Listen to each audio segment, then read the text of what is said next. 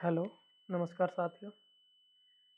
देखिए आज से हम पढ़ेंगे रसायन विज्ञान, जो सीटेट के पेपर 2 और यूपीटेट पेपर 2 के लिए बहुत ही इम्पोर्टेंट है, और साथ ही जो अन्य वनडे एग्ज़ाम हैं उनके लिए भी। और हम आज से चैप्टर वाइज और थ्योरी पढ़ेंगे, बिल्कुल शुरुआत से और अंत तक। इससे आज से हम शुरू कर रहे हैं चैप्टर नंबर पहला, केमिस्ट्री का, यानी रसायन विज्ञान।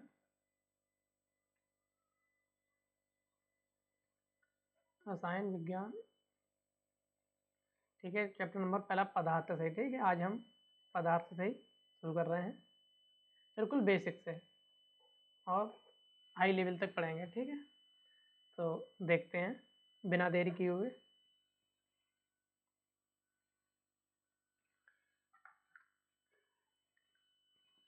पहले हम समझते हैं कि पदार्थ किसे कहते हैं। पदार्थ, ठीक है। पदार्थ क्या होता है? देखिए, पदार्थ जो वस्तु, देखिए हम लिखते जाएंगे। आप नोट्स बनाना चाहें तो नोट्स भी बना सकते हैं। जो वस्तु स्थान घेरती है, जो वस्तु स्थान घेरती है तथा जिसमें भार होता है, यानी भार या द्रव्यमान। जो वस्तु स्थान घेरती है तथा जिसमें भार होता है, ठीक है, उसे हम क्या कहते हैं? भार होता है। क्या कहलाती है? पदार्थ कहलाती है, ठीक है। कोई भी वस्तु, सही, जो स्थान घेरती हो और जिसमें वजन हो, वो क्या कहलाती है? पदार्थ। जैसे जैसे आप कोई चीज़ ले लीजिए, जैसे पानी है, पानी में वजन भी होता है और ये स्थान भी घेरता है, ठीक है। आप कुर्सी ले लीजिए, ठीक, कुर्सी है, ठीक है, हवा है। तो आप ये जितनी भी चीज़ें हैं, ये सभी में क्या होता है? वजन होता है और ये स्थान घेरती हैं। तो ये सभी क्या कहलाते हैं? ये पदार्थ कहलाती हैं, ठीक है। अब पदार्थ को कई भागों में बांटा गया है। पदार्थों को कई भागों में बांटा गया है। जैसे कि पदार्थों को विभाजन कर लेते हैं। पदार्थों का विभाजन, देखो मुख्यतः पदार्थों का दो भागों में बांटते हैं। एक भौतिक गुणों के आधार पर, गुणों के आधार पर। पहला है भौतिक गुणों के आधार पर पदार्थों का विभाजन। किसके? भौतिक गुणों के आधार पर, यानी पदार्थ के भौतिक गुण कौन कौन से। दूसरा या रासायनिक गुणों के आधार पर। दूसरा रासायनिक, ये सही लिखते हैं, थोड़ा सा समझ में आए इससे। पहला क्या? भौतिक गुणों के आधार पर। दूसरा रासायनिक गुणों के आधार पर, ठीक है। अब भौतिक गुणों के आधार पर पदार्थों को मुख्यतः तीन अवस्थाएं होती हैं। भौतिक गुणों के आधार पर कौन कौन सी? नंबर एक ठोस, दूसरी द्रव, तीसरी गैस। कौन सी? गैस। पहली अवस्था ठोस, दूसरी द्रव, तीसरी गैस। इसी में आगे बढ़ेंगे तो हम प्लाज्मा, चौथी अवस्था, ठीक है।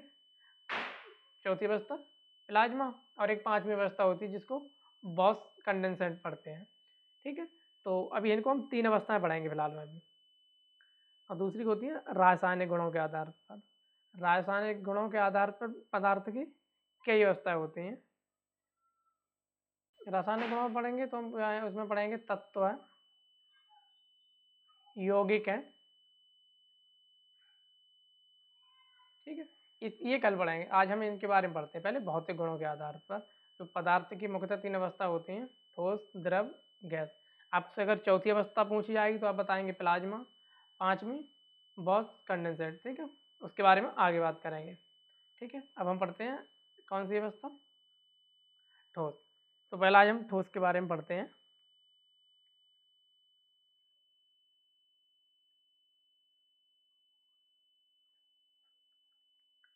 देखिए ठोसों में क्या होता है कि ठोसों का आकार और आयतन दोनों निश्चित होता है। जो भी वस्तु या जो ठोस होते हैं उनका आकार और आयतन दोनों कैसा होता है, निश्चित होता है।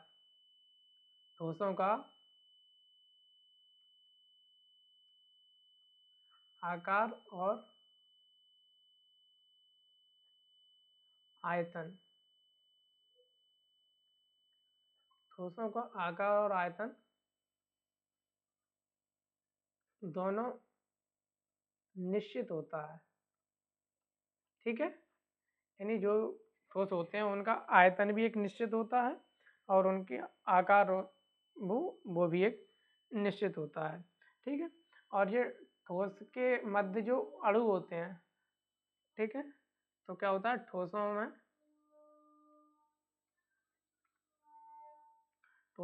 अणुओं के मध्य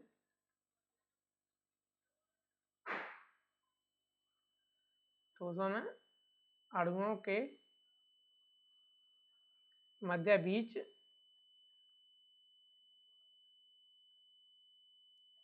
लगने वाला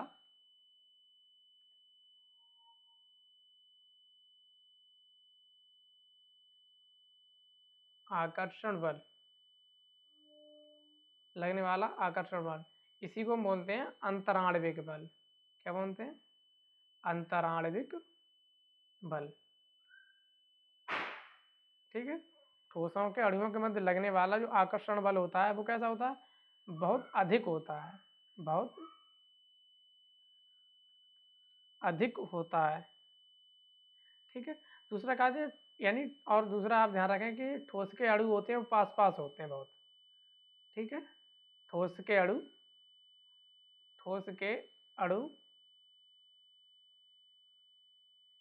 बहुत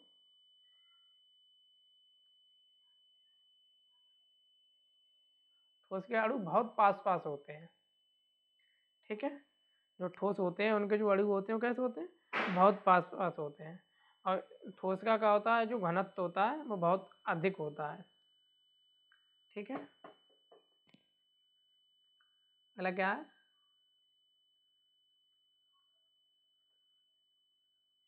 ठोसों का घनत्व बहुत अधिक होता है। ठीक है, अधिक होता है। ठीक है, इसको आप ध्यान रखें, ये पॉइंट, इसमें आपको आप ठोस के लिए आसानी से पहचान सकते हैं। जैसे उदाहरण के लिए कोई ईंट है, ठीक है, ईंट कैसी होती है, ठोस होती है, उसका जो आकार होता है और आयतन उसका बदलता नहीं है, तो वो ठोसों का आकार और आयतन दोनों निश्चित होता है। ईंट हो गया, ठीक है, कोई लकड़ी हो गई, ठीक है, एक कुर्सी है, मेज है, ये सभी कैसे हैं, ठोस वस्तु में। तो ठोस का जो आकार होता है वो निश्चित होता है और आयतन भी। चलिए अब बात करते हैं अगला, दूसरा नंबर था क्या, ठोस पढ़ लिया, उसके बाद हम देखते हैं द्रव को। ठीक है, द्रव, देखिए द्रव की क्या विशेषता होती है, इनका आयतन तो निश्चित होता है, द्रव का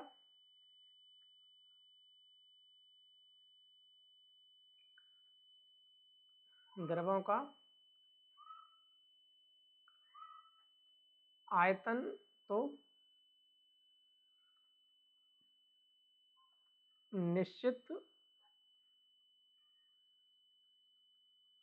होता है, द्रवों का आयतन तो निश्चित होता है, लेकिन इनका जो आकार होता है, लेकिन आकार कैसा होता है, अनिश्चित होता है। ठीक है, आकार कैसा होता है, अनिश्चित होता है। द्रव का आयतन निश्चित और आकार अनिश्चित होता है। ठीक है, दूसरा, द्रव को आप जिस बर्तन में रख दें वो उसी की शेप धारण कर लेता है, इसलिए उसका आकार निश्चित नहीं है। आप अगर देखिए द्रव है, ठीक है, जैसे पानी वगैरह है, इसमें आप, ये गिलास है, ठीक है, तो आप गिलास में रख देंगे तो वो गिलास की शेप का हो जाएगा। ठीक, अगर इसी को आप किसी चौड़े बर्तन में रख देंगे, ठीक है, तो वो इसकी शेप धारण कर लेगा। ठीक है, तो वो इसमें रख देंगे तो आप इसकी शेप धारण कर लेगा। तो इसका जो आयतन कैसा होता है, अनिश्चित होता है। ठीक है, ये कोई प्लेट वगैरह है मान लेते हैं, तो इसमें रखा है तो वो इसकी शेप धारण कर लेता है। ठीक है, तो द्रव का जो आकार होता है वो कैसा होता है, अनिश्चित होता है। दूसरा, द्रव में जो अणुओं के मध्य लगने वाला आणविक बल होता है, ठीक है, अंतराणविक बल, द्रव में अणुओं के मध्य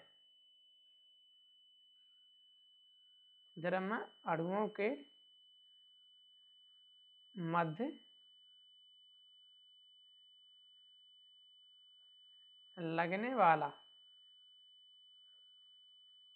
आकर्षण बल, एक आकर्षण बल कह सकते हैं आप, अंतराणविक बल भी कह सकते हैं। ठीक है, आकर्षण बल ठोस की अपेक्षा कैसा होता है, कम होता है। ठोस की अपेक्षा कम होता है। ठोस की अपेक्षा कम, चलो यहीं लिख देते हैं, ठीक होता है। ठोस की अपेक्षा कैसा होता है, कम होता है। ठीक है, ये तो हम पढ़ चुके हैं कि इनको जिस पात्र में रखते हैं उसी की शेप धारण कर लेते हैं। जैसे उदाहरण के लिए हो गया पानी है, ठीक है, तेल है, ठीक, दूध है, ठीक, यानी जितने भी जो पेय पदार्थ वगैरह होते हैं ये सब कैसे होते हैं, द्रव अवस्था में होते हैं। ठीक है, देखो अब हम थोड़ा समझ लेते हैं, ये द्रव अवस्था में होते हैं। तो ठोस क्लियर हो गया, हम समझ गए, द्रव भी समझ गया। अब हम बात करते हैं गैस की। किसकी, नंबर 3 गैस के।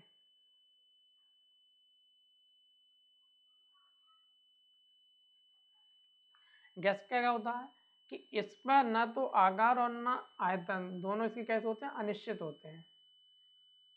इनका कैसे, इनका आयतन एवं आकार, इनका आयतन एवं आकार दोनों अनिश्चित होते हैं। थोड़ी गलती होगी इसको, इनके आयतन और आकार दोनों कैसे होते हैं, अनिश्चित। आयतन और आकार, सॉरी, दोनों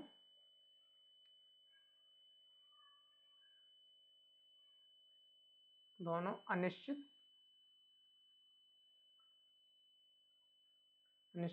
होते हैं। ठीक है, गैसों के, गैसों क्या होता है, इनका ना तो आकार निश्चित होता है और ना ही आयतन निश्चित होता है। ठीक है, इनके मध्य लगने वाले जो गैसों में अणुओं के मध्य, ठीक है, ऐसे करें, ध्यान रखें, इन्हीं पॉइंटों से प्रश्न बनते हैं। गैसों में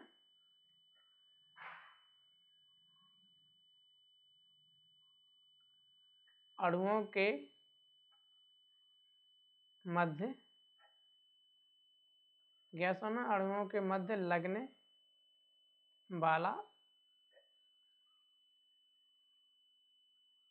आकर्षण बल, गैसों में अणुओं के मध्य लगने वाला आकर्षण बल बहुत कम होता है। ठीक है, बहुत कम होता है, यानी गैसों के मध्य में जो, गैसों के अणुओं के मध्य में जो आकर्षण बल लगता है वो बहुत ही बहुत ही कम होता है। और इसके जो अणु होते हैं बहुत बहुत दूर होते हैं। गैसों में अणु कैसे होते हैं, इसके अणु,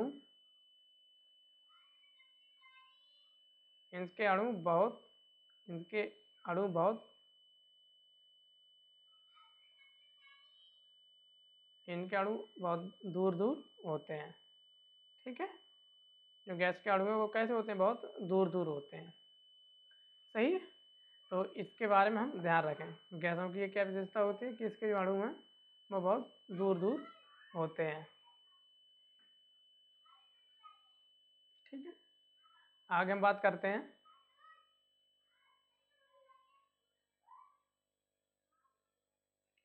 कि देखो गैसों में जो अणु होते हैं बहुत दूर दूर होते हैं। जैसे उदाहरण के लिए आप नाइट्रोजन गैस लीजिए, ठीक है, नाइट्रोजन, ठीक है, ऑक्सीजन, ऑक्सीजन, ये जितनी भी गैस हैं ये सब गैसीय अवस्था होती है पदार्थ की। और जैसे CO2 कार्बन डाइऑक्साइड, ठीक है, ETC यानी अदर भी। देखो जैसे हम एक इससे समझते हैं, जैसे ये अवस्था है, ठीक है, जैसे हम 3 अवस्था बना के समझते हैं, ठोस और द्रव गैस को।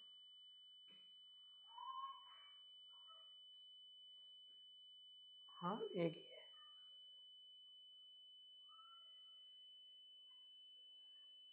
देखो जो ठोस होता है उसके जो अणु होते हैं वो आपस में बहुत पास पास होते हैं, ठीक है। ठोस के अणु कैसे होते हैं? बहुत पास पास, ठीक है। तो उनमें अणुओं के मध्य में गैप नहीं होता है, इसलिए आप देखते हैं ठोस को आप दबाएंगे तो वो दबेगा नहीं। जैसे ईंट है, पत्थर है, उसको आप दबा के देखेंगे तो क्या वो उसका आकार बदल जाएगा? दब जाएगा? नहीं दबेगा।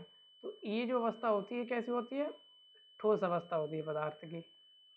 अगला ये है, ये द्रव होता है। इसके जो अणु होते हैं वो थोड़े थोड़े दूर दूर होते हैं, किसकी तुलना में? ठोस की तुलना में। इसके अणु देखो, इसके अणुओं के मध्य में आपको जगह दिखाई दे रही है। ये कैसी अवस्था है? द्रव अवस्था है पदार्थ की। तीसरी है गैसीय अवस्था। इसके जो अणु होते हैं वो बहुत बहुत दूर दूर होते हैं, ठीक है। ये कैसी अवस्था है? ये गैस है, ठीक है। तो इसका आकार अनिश्चित होता है और इसका आयतन भी निश्चित होता है। इसका द्रव का आकार अनिश्चित होता है लेकिन आयतन निश्चित होता है। 1 लीटर का आप पानी नापेंगे तो आपको उससे किसी बड़े बर्तन में कर दो या किसी छोटे बर्तन में, वो उतना ही रहेगा, उसकी मात्रा नहीं बदलेगी। लेकिन हाँ उसकी शेप बदल जाएगी। अगर आप एक लंबे बर्तन में करेंगे तो उसकी आकार का हो जाएगा, एक चौड़े या थाली में या किसी बड़े बर्तन में करेंगे तो उसका आकार का हो जाएगा। और ठोस है, इसको आप कहीं रख दें, इसका ना तो आयतन बदलेगा और ना ही इसका आकार बदलेगा, ठीक है। तो इसको हम ध्यान रखेंगे। दूसरा आपसे ये पूछा जाता है कि जो अंतराण्विक बल होता है वो सबसे ज़्यादा किस में लगता है? ठोसों में होता है। अंतराण्विक बल सबसे अधिक ठोसों में, उससे कम द्रव में, और सबसे कम होता है गैस में, ठीक है। अंतराण्विक बल सबसे ज़्यादा ठोस में, उससे कम द्रव में और उससे कम गैस में, ठीक है। इसके अणुओं के मध्य अंतर पूछेगा, गैप, यानी किसके अणु सबसे पास पास होते हैं? तो ठोस के अणु बहुत घने होते हैं, उससे कम घने किसके होते हैं? द्रव के। और गैस के अणु बहुत दूर दूर बिखरे हुए होते हैं, ठीक है। तो आज हमने पदार्थ की भौतिक अवस्था के आधार पर पदार्थों का जो वर्गीकरण है ये पढ़ा, ठीक है। अब वो इससे जो हम आगे हैं वो हम कल पढ़ेंगे, ठीक है। और हम इसी तरह से चैप्टर वाइज बढ़ते जाएंगे। और ये जो CTET का पेपर 2 है उसके लिए बहुत ही इंपॉर्टेंट है, और जो अदर परीक्षाओं जो वनडे एग्जाम में पूछे जाते हैं उसके लिए भी। और आप हमारे चैनल पर नए हैं तो चैनल को सब्सक्राइब करें, ठीक है। और इससे हम आगे कल बात करते हैं। तब तक के लिए धन्यवाद।